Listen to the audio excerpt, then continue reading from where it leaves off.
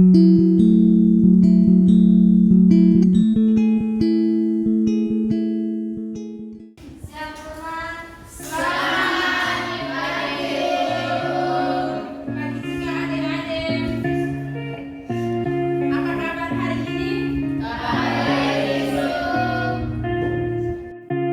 Ibu meminta kalian untuk duduk, kita akan mulai pelajaran kita ini dengan doa. Ibu meminta salah satu di antara kalian untuk memimpin doa. Ya, ada Ocha. Marilah kita siapkan hati dan batin kita untuk berdoa. Dalam nama Bapa, Bapa, Putra, dan Roh Kudus. Amin.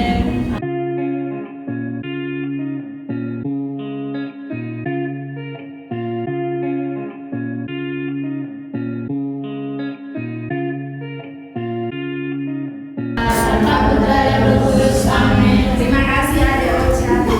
Silakan duduk. Terima kasih.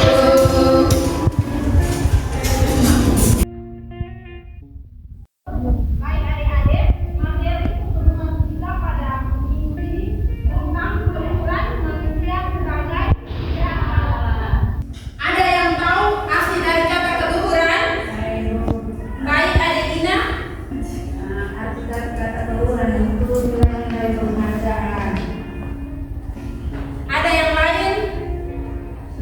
Sama Ibu.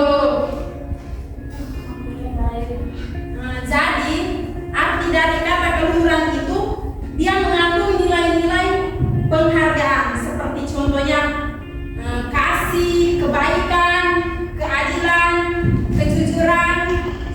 Setelah kalian memahami kata keluhuran, ada yang tahu tidak arti dari kata citra? Saya Ibu. Serupa. Ada yang lama sih? Lain? Ada yang lain? Oke, terima kasih adik-adik yang sudah bisa menjawab pertanyaan. Citra itu artinya gambaran atau rupa atau juga bisa dikatakan kemiripan. Jadi, citra Allah itu merupakan gambaran yang mirip dengan Allah. Bentuk pelanggaran terhadap keluhuran manusia sebagai citra Allah. Di sini Ibu sudah memberikan beberapa contoh. Kita lihat sama-sama. Yang pertama tentang diskriminatif, ras, suku, dan kelompok sosial. Yang kedua pembunuhan. Ketiga pemerkosaan. Keempat perang, dan yang kelima kerusuhan.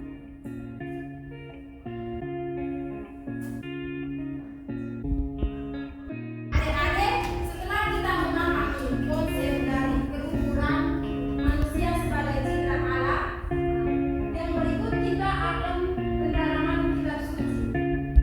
Di sini Ibu menyiapkan bacaan pada Mazmur 48 ayat 1 sampai 10. Ibu bisa meminta satu di antara kalian untuk membacakan teks lengkap.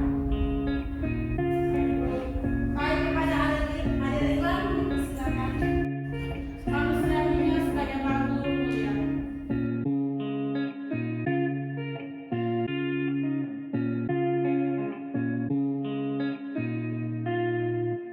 Setelah kita bersama-sama mendalami teks kitab suci pada kitab Mazmur tadi, muncullah beberapa aspek yang membuat tentang keluhuran manusia sebagai citra Allah.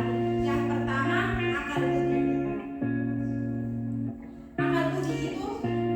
Akal budi berarti kemampuan seseorang untuk berpikir. Yang kedua, tentang hati nurani.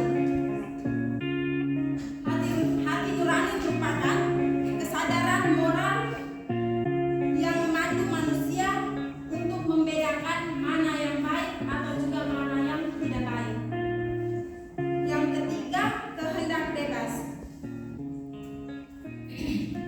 Kehendak bebas ini berarti kemampuan untuk membuat pilihan dan mengambil keputusan secara mandiri tanpa paksaan atau determinasi dari faktor